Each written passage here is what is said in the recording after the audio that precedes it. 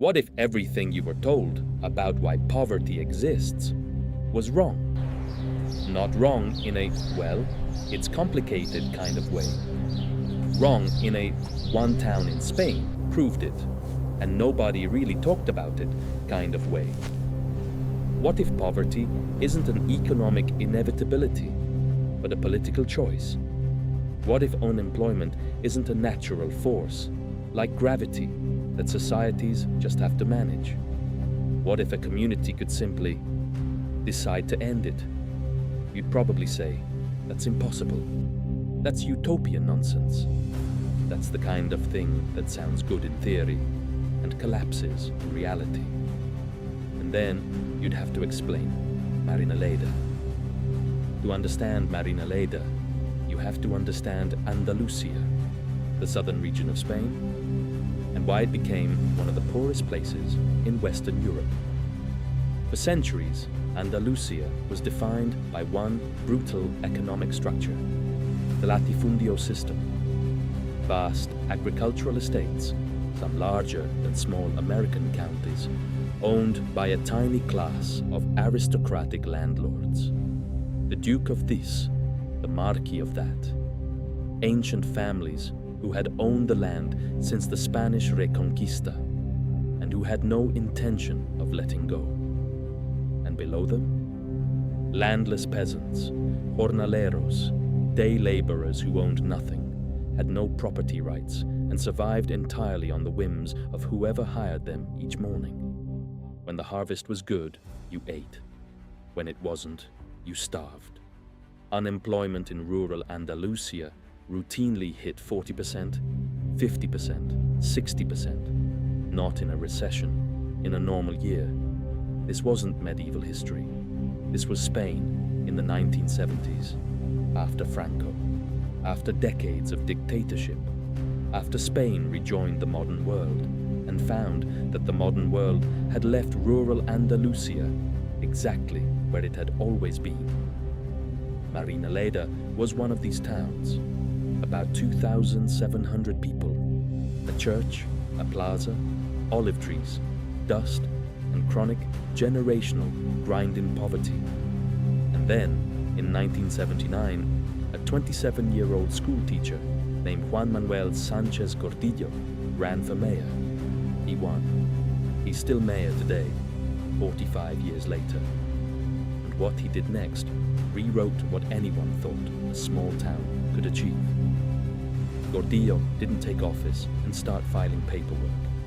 He looked at Marinaleda, at the unemployment, at the hunger, at the poverty, and he asked a question that seems obvious only in retrospect. Why did the people who work this land own none of it? Next to Marinaleda sat a 1,200 hectare estate, about 3,000 acres, owned by the Duke of Infantado, one of the wealthiest aristocratic families in Spain.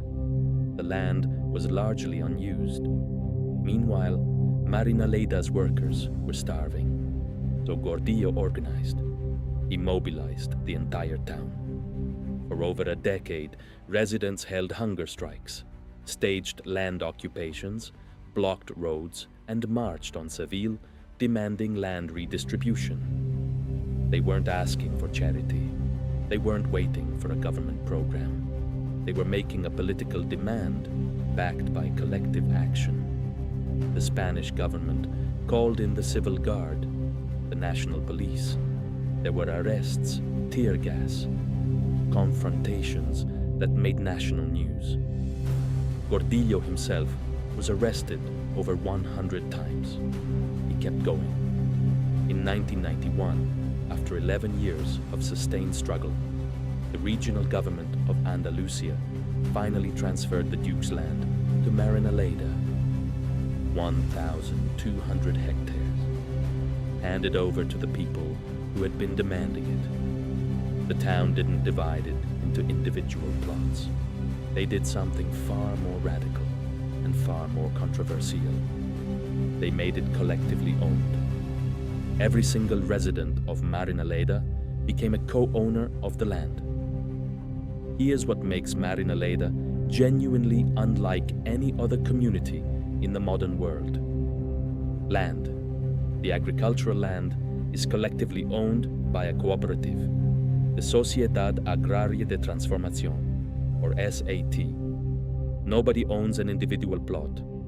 The cooperative as a whole makes decisions about what to grow, how to grow it, and how profits are distributed. Currently, they produce artichokes, peppers, fava beans, and olive oil, products processed in their own cooperative factory. Full employment by design. The cooperative deliberately doesn't maximize efficiency. They could use more machinery, hire fewer workers, and increase profit margins. They choose not to. Instead, work is distributed so that every resident who wants a job has one. Unemployment in Marinaleda, essentially zero. In a region where unemployment has historically exceeded 35%, this is not a small thing. Wages. Every worker in the cooperative earns the same wage, regardless of role. The person harvesting artichokes earns the same as the person managing the accounts. As of the last reports, around 47 euros per day, modest but stable and equal. Housing. Here's where it gets remarkable.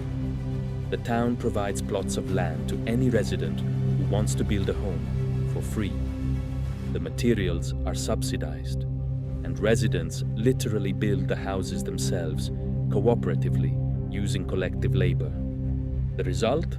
Monthly mortgage payments in Marinaleda run about 15 euros, not 15% of income. 15 euros per month. Let that number land. For context, the average monthly rent in Madrid is over 1,200 euros. In any major US city, you're looking at $1,500 to $3,000 a month minimum. In Marinaleda, your housing costs less than a Netflix subscription. Community infrastructure. The town funds a free gym, a swimming pool, a cultural center, sports facilities, and subsidized community meals. Not as charity, as infrastructure, built and maintained by collective decision-making through the town assembly. And the town assembly is where all major decisions are made, not by a mayor alone, not by a city council behind closed doors, by residents voting directly in open meetings that anyone can attend. This is what self-governance actually looks like when it's chosen, not imposed. Now, a Kurzgesagt-style video that just celebrated Marinaleda without acknowledging the criticisms would be doing you a disservice. So let's be honest. Criticism 1. It only works because of outside subsidies. Critics, including prominent Spanish economists, point out that Marinaleda has received substantial regional and EU agricultural subsidies over the years.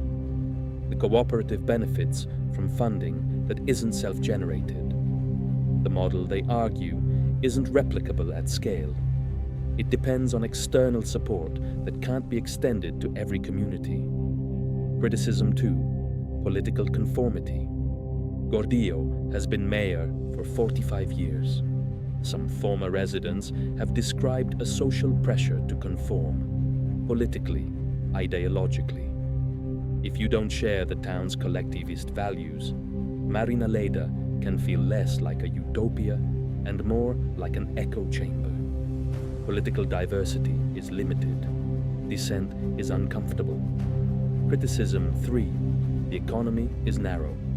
Marinaleda's cooperative economy is almost entirely agricultural.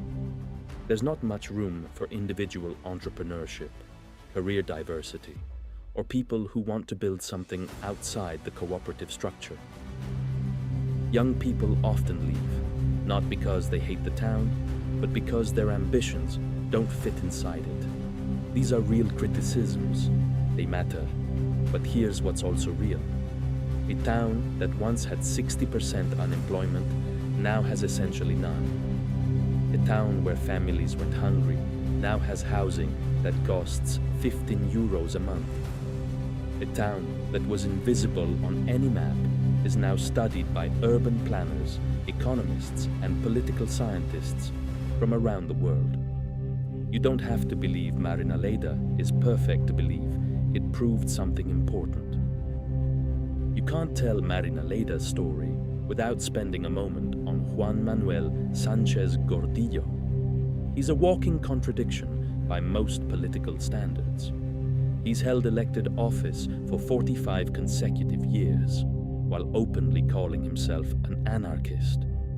He quotes Marx and Gandhi in the same breath. He led a spectacularly publicized supermarket expropriation in 2012, walking into grocery stores with activists and taking food directly off the shelves to donate to food banks, calling it a direct action against austerity. It made international headlines. It horrified the Spanish establishment. His supporters called it one of the most honest political acts of the decade. He drives a tractor. He earns the same wage as every other cooperative worker. He has refused salary increases. He has refused the trappings of political power that virtually every other long-serving elected official eventually adopts. Whether you agree with his politics or not, and reasonable people absolutely disagree, what Gordillo represents is something rare in modern governance. A politician who actually does what he said he would do, in the place where he said he'd do it, for longer than most people hold any job at all. Love him or hate him, you have to reckon with the results.